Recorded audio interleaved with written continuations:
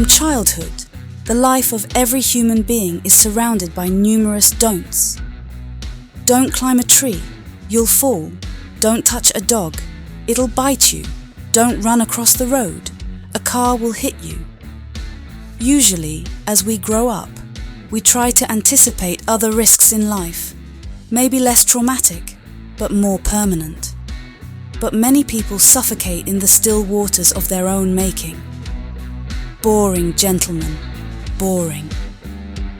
And what's life like when risk is your profession?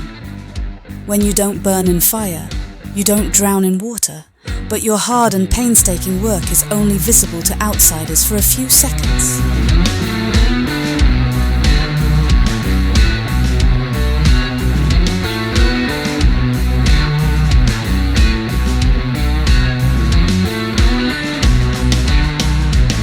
Not everyone likes quiet and safe driving. Some find it too boring and resort to various tricks that can amaze even the most indifferent onlooker. Sometimes they are called adrenaline junkies, and sometimes they are just crazy.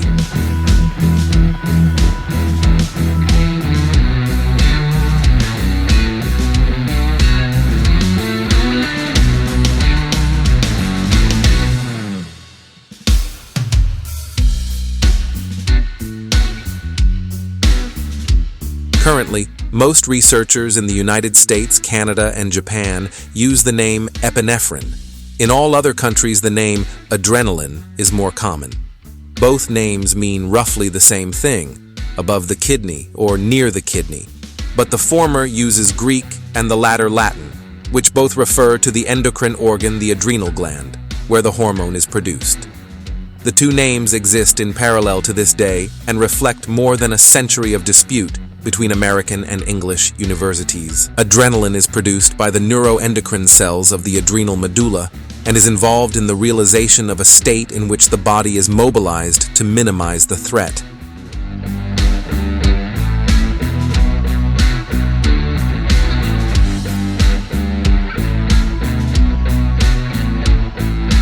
Conditions of heightened secretion. The secretion of adrenaline rises dramatically in stressful situations, borderline cases, moments of danger, anxiety, fear, trauma, burns, and shock states. Additionally, the amount of adrenaline in the bloodstream rises, as does the intensity of physical activity. Adrenaline stimulates the central nervous system. It boosts alertness, brain power, and productivity, and triggers mental readiness, orientation responses, and sensations of nervousness, concern, or stress. Adrenaline stimulates the hypothalamus, and the ensuing upsurge in blood cortisol amplifies adrenaline's impact on tissues, building the body's resilience to stress and trauma.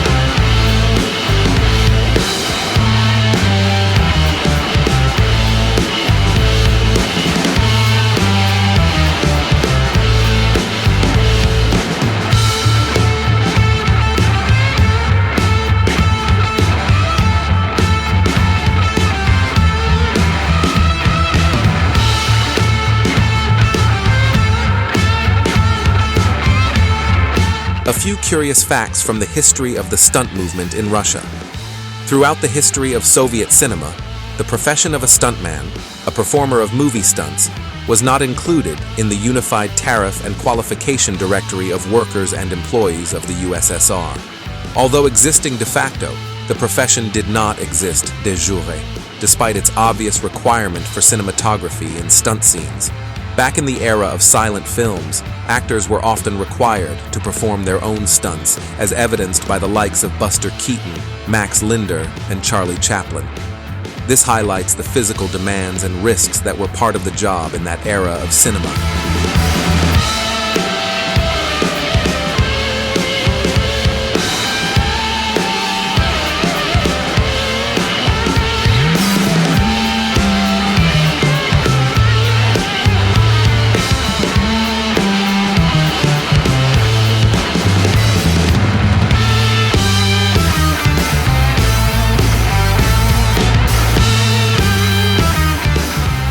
1st February 1961, the rules for safety, fire safety and industrial sanitation at film studios of the USSR became effective.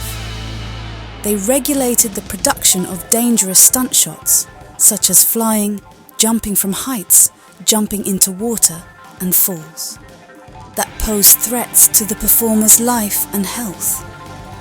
The rules specified that only actors who have completed special training in safe conditions should perform these stunts. Otherwise, any dangerous stunts should only be carried out by professionally trained stunt performers. Furthermore, combination, filming should replace all hazardous stunts. Lastly, every action taken by actors that jeopardizes their health and safety, even if it's done with the intention of accurately conveying a stunt, is strictly forbidden. Despite the most stringent prohibition, numerous actors still attempt to complete stunts independently, which in some cases has resulted in unfortunate accidents.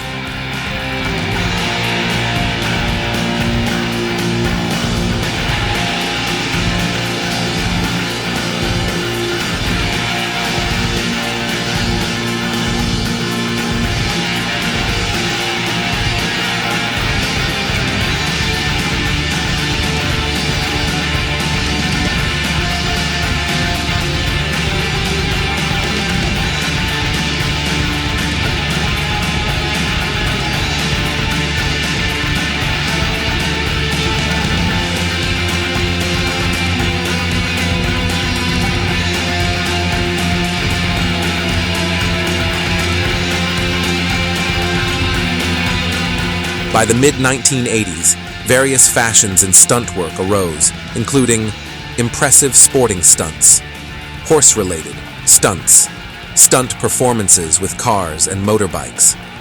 Nonetheless, the labor record still showed stunt personnel as caretakers, decorators, security guards, or at the most, sports trainers.